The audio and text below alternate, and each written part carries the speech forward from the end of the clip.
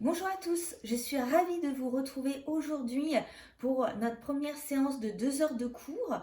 Donc cette vidéo va traiter du thème 1, l'expression du patrimoine génétique. C'est un thème va étudier pendant 3 semaines. Le chapitre 1, une correspondance ADN-protéines.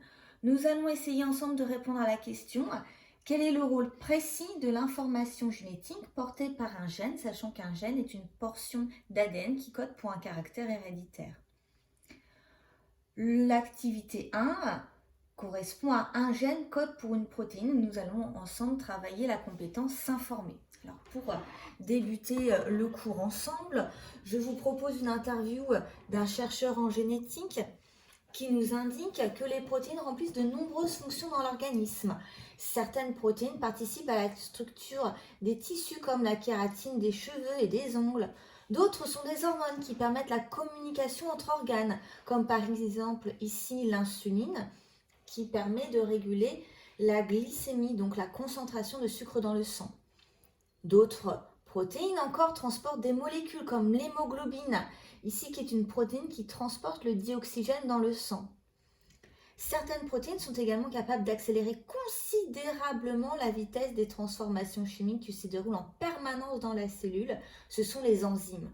Donc les enzymes, elles participent au métabolisme cellulaire, c'est-à-dire aux transformations chimiques à l'intérieur de nos cellules. On va commencer à voir le rôle de certains enzymes dans le thème 1, mais nous allons consacrer un thème entier pendant 3 semaines à l'étude des enzymes. D'autres protéines encore participent à la défense du corps face aux micro-organismes et c'est pareil, nous allons étudier les anticorps dans un thème au cours de l'année. Les protéines représentent 50% de la masse déshydratée d'un être vivant. Vous prenez donc conscience que les protéines sont des molécules essentielles dans l'organisme, dans la vie d'un individu. Pour discuter autour de la notion de protéines, je vous ai pris en direct de mon congélateur une photographie d'un filet de canard sur lequel il y a indiqué la composition nutritionnelle, notamment en protéines, 17,4% du produit, ce qui représente en masse sèche environ 50%. Nous trouvons également des protéines en concentration importante dans les œufs, la viande de boucherie ou encore les poissons. C'est pour ça d'ailleurs qu'on vous recommande de consommer ces différents aliments environ une fois par jour. Attention, ça ne veut pas dire que c'est à tous les repas une fois par jour. Que les personnes végétariennes se rassurent, nous trouvons également des protéines dans le lait et dans les fromages. Et pour les personnes végétaliennes, il y en a également dans les féculents, ici, mais également dans les légumineuses ou dans d'autres produits végétaux. Reprenons notre muscle de canard. Nous voyons ici un muscle et le détail de ce muscle avec la fibre ici qui correspond à une cellule musculaire.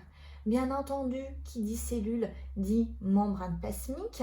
On a également un noyau qui est un organite, un compartiment à l'intérieur de la cellule et le cytoplasme dans lequel nous avons différentes protéines telles que l'actine et la myosine. Si je vais sur Wikipédia chercher la définition de ces deux mots, je trouve que l'actine est une protéine biglobulaire de 5,46 fois 10 puissance moins 9 mètres, donc des nanomètres de diamètre, représentant un rôle important pour l'architecture et les mouvements cellulaires.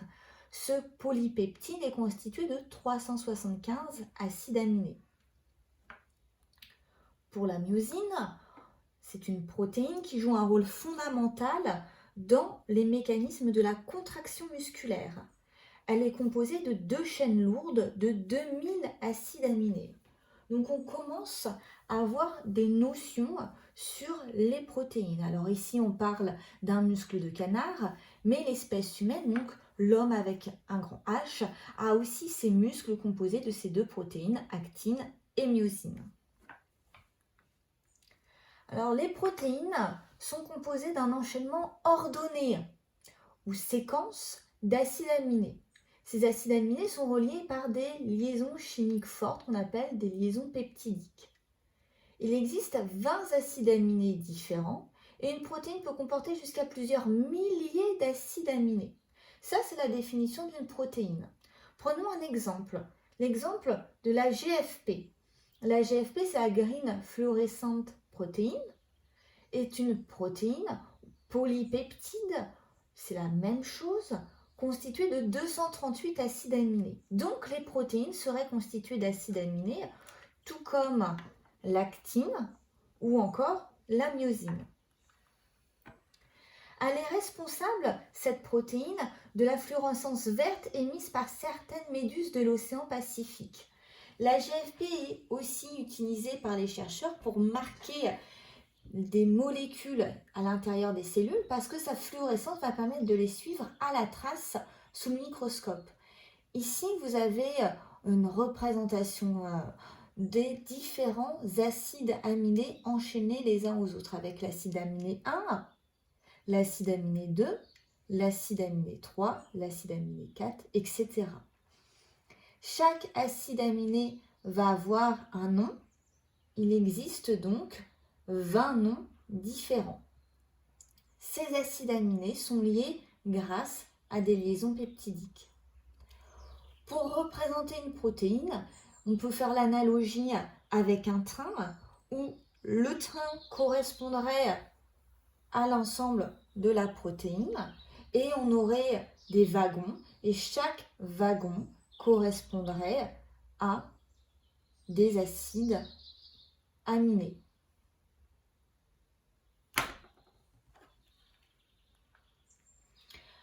Est-ce que vous ne connaîtriez pas d'autres polymères? Ici, on vous parle de polypeptides. Ici encore, on vous parle de polypeptides. Poly, c'est pour plusieurs et mère, c'est pour partir. Donc, c'est-à-dire, est-ce que vous ne connaîtriez pas des molécules où on retrouve plusieurs fois la même unité dans cette molécule? Si, bien entendu, vous connaissez l'ADN. L'ADN est une macromolécule, donc une grosse molécule qui est composée d'une succession qu'on appelle séquence de nucléotides, les uns à la suite des autres. C'est même une double succession puisque les nucléotides se font face. On dit d'ailleurs qu'ils sont complémentaires. La cytosine avec la guanine et l'adénine avec la thymine. Donc, je rappelle que chaque chromatide qu'on peut donner comme chromosome, pour le moment on va dire que c'est la même chose, chaque chromatide contient une molécule d'ADN enroulée autour de protéines, c'est la définition de chromosome. La molécule d'ADN est formée de 2 brins, c'est ce qu'on va appeler des hélices. On dit que l'ADN est double brin ou double hélice. Chaque monomère, c'est-à-dire chaque sous-unité, mono pour un seul élément, une seule partie qui constitue un brin est un nucléotide. Ces derniers se succèdent et forment ainsi un polymère appelé polynucléotide. Est-ce que vous ne connaîtriez pas d'autres polymères en plus des protéines et en plus de l'ADN? Sur notre filet de canard, on a également une très faible quantité de glucides. Alors les glucides, ce sont les différents sucres. D'ailleurs, comment est-ce qu'on peut en mettre en évidence les glucides, donc les sucres complexes? Normalement, vous avez fait l'expérience l'année dernière en seconde qu'on peut mettre en évidence les glucides avec de l'eau iodée. L'eau iodée est couleur caramel et lorsqu'elle est en présence de glucides, contenus dans la farine par exemple, l'eau iodée devient noire. Ces glucides, on va les retrouver dans les sucres de réserve des végétaux comme l'amidon. L'amidon, c'est ce qui est fabriqué à partir des glucides qui sont synthétisés grâce à la photosynthèse. La plante va convertir de l'énergie lumineuse en énergie chimique pour former ce glucose C6H12O6 qu'on retrouve là. Donc, l'amidon, ici, sucre de réserve chez les végétaux, et le glycogène, là le sucre de réserve chez les animaux. 80% de notre stock de glycogène est dans notre foie et 20% dans nos muscles, directement utilisables. Ce qu'on voit ici, c'est qu'aussi bien l'amidon que le glycogène est composé d'un même élément, le glucose ici, qui est répété de nombreuses fois. Donc, les glucides sont également, en tout cas les glucides complexes tels que l'amidon et le glucogène, sont des polymères. Pour résumer, nous avons vu aujourd'hui 3 types de polymères, les protéines, l'ADN et les glucides complexes tels que amidon chez les végétaux, glycogène chez les animaux. Les protéines sont composées d'acides aminés. Il existe 20 acides aminés différents. Ici, il y a un enchaînement de 4 acides aminés reliés par des liaisons peptidiques. Pour l'ADN, la sous-unité de l'ADN sont les nucléotides qui se répètent, qui forment une séquence. On a 4 nucléotides différents dans l'ADN. Et enfin, le dernier exemple de polymère qu'on ait vu ensemble, c'est l'amidon, le glycogène. La sous-unité est seule, unique, elle se répète de très nombreuses fois au sein des molécules, c'est le glucose. C'est le moment de commencer à faire le bilan des notions qu'on a vues ensemble. On a vu qu'il y avait des aliments comme la viande qui contenaient des protéines. De notre côté, nous, les humains, nous avons besoin de protéines pour faire fonctionner notre organisme, puisqu'on a besoin les hormones, l'hémoglobine, les enzymes, la kératine, etc. sont des protéines. Sauf que ces protéines, elles ne sont pas forcément présentes à l'identique dans les aliments qu'on consomme. Dans ces cas-là, je me pose la question, et si on mangeait des protéines humaines, dans ces cas-là, on n'aurait plus de problème, on aurait directement les bonnes protéines assimilées. Ah oui, mais utilise-t-on les protéines des aliments telles quelles? C'est la question que je vous pose. C'est pas si simple que ça, puisque les protéines qu'on va consommer, par exemple, dans notre filet de canard, vont être dégradées grâce à des enzymes comme la pepsine qui accélèrent les réactions chimiques, ou encore grâce à l'acide chlorhydrique. Ici, ces différents éléments sont sécrétés par l'estomac et vont permettre, au fur et à mesure que nos protéines circulent à l'intérieur de l'appareil digestif, de les réduire. Ça veut dire que les protéines vont être coupées grâce à l'eau en tout petits morceaux, donc en petits protéines qu'on appelle des peptides. Alors je me pose la question, à quoi correspond chaque petite sphère verte? Eh bien, vu que ces sphères vertes composent les protéines, ce sont donc les sous-unités des protéines, nous avons ici chaque sphère qui correspond à un acide aminé. Où est détenue l'information qui va permettre de coder une protéine, c'est-à-dire de remettre les acides aminés en ordre pour former une protéine qui soit fonctionnelle? On peut avoir une idée pour répondre à cette question grâce à des notions qu'on a vues précédemment. C'est la notion de transgénèse. Donc, donner le nom de la structure qui est composée d'ADN. Ici, on a un exercice que je donnais à mes élèves de seconde dans l'ancien programme. La structure qui est composée d'ADN correspond au chromosome. D'écrire précisément les différentes étapes de la transgénèse. Dans cet exemple, on prend un gène d'intérêt au niveau d'une méduse, le gène GFP dont on a parlé précédemment. On va donc isoler ce gène. On a un fragment d'ADN et on va l'insérer à l'intérieur de la cellule œuf d'une souris, donc issue de la fécondation d'un spermatozoïde et d'un ovule. Ce gène va pouvoir s'exprimer dans la cellule œuf, mais également dans toutes les cellules issues de cette cellule mère qui se divise grâce à des mitoses successives. Eh ben, le souriceau qui va naître est un organisme génétiquement modifié, un OGM, et cette souris va donc être verte. L'ADN est bien le support de l'information génétique puisque c'est grâce à ce gène qu'on insère que la souris devient verte. Et la lecture de ce gène se fait dans un langage universel puisque aussi bien l'intérieur de la cellule de méduse que l'intérieur de la cellule de souris peut exprimer ce caractère. Vous avez ici quelques éléments de correction par rapport à ce que je viens d'indiquer. Donc, on a une protéine qui va donner une fluorescence verte. Mais il y a également d'autres protéines, des protéines qui peuvent donner une fluorescence bleu foncé, bleu clair ou encore jaune. Alors, à quoi sont dues ces différentes fluorescences?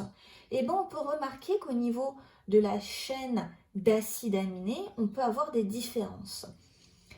Les éléments notés ici sont des acides aminés. Je vous rappelle qu'il y a 20 acides aminés différents. Forcément, ils ont tous un nom différent. Ici, pour notre fluorescence verte, dans notre méduse de l'océan Pacifique, en position 66, on a de la tyrosine. Or, le 66e acide aminé pour la protéine permettant une fluorescence bleu foncé, c'est de l'histidine, ici. Et pour la fluorescence bleu clair, du tryptophane, ici. Donc en fonction des acides aminés qui sont présents, eh ben, on peut avoir une fluorescence différente. Pourquoi on a autant de protéines avec des fonctions aussi variées? Eh ben, en fonction du nombre d'acides aminés enchaînés, mais également des propriétés des acides aminés, les protéines n'auront pas la même fonction. Alors, je viens de parler de propriétés d'acides aminés. C'est ce qui est représenté dans le tableau. C'est-à-dire que les acides aminés ne vont pas être exactement les mêmes. On a dit qu'il y en avait 20 différents. Certes, vu que ce sont des acides aminés, ils ont des ressemblances. Ça va être ce qui est noté ici. Donc, on a toujours un carbone central. On a également une fonction acide, CO-, et une fonction amine, NH3+. Donc, acide, aminé. C'est pour ça que ces molécules ont ces noms-là. Vu que les atomes de carbone sont reliés à 4 autres atomes, ici ça ne fait que 2, on a également le carbone qui est relié à de l'hydrogène. Et enfin, la 4e liaison de carbone, c'est pour notre radical, c'est une partie variable qui est représentée en rose ici. Vous voyez que toutes les parties roses ne sont pas les mêmes. Parfois, nous avons des cycles. Parfois, c'est chargé positivement ou encore négativement, ici. Ou alors, ça ne peut ne pas être chargé. Donc, en fonction des acides aminés présents dans une protéine, eh ben, on va avoir un repliement différent, comme ici, ici ou là. Ici pour la GFP, ici pour les anticorps qui nous permettent de nous défendre face à des micro-organismes comme des bactéries ou encore l'insuline dont j'ai parlé au début de cette vidéo. Ça va être le moment de faire le bilan de la séance. Dans le bilan 1, nous voyons une séquence de l'acide désoxyribonucléique. C'est une succession des 4 désoxyribonucléotides le long des brins de la molécule d'ADN. Ça correspond à une information génétique. Les gènes, donc portions d'ADN, comportent l'information nécessaire à la production de protéines. Ces protéines sont issues de l'assemblage d'acides aminés, les uns derrière les autres, issus de notre alimentation. Cette information est transmise de génération en génération, c'est ce qu'on appelle la transmission de caractère héréditaire. Les bilans que nous allons copier cette année correspondent à une partie du bulletin officiel que je vous ai mis sur Moodle. Je vous montre juste pour la première séance le bulletin officiel, ici, les notions qu'on a copiées. J'espère que la séance a été agréable. Je vous remercie pour votre attention et vous souhaite une bonne fin de journée.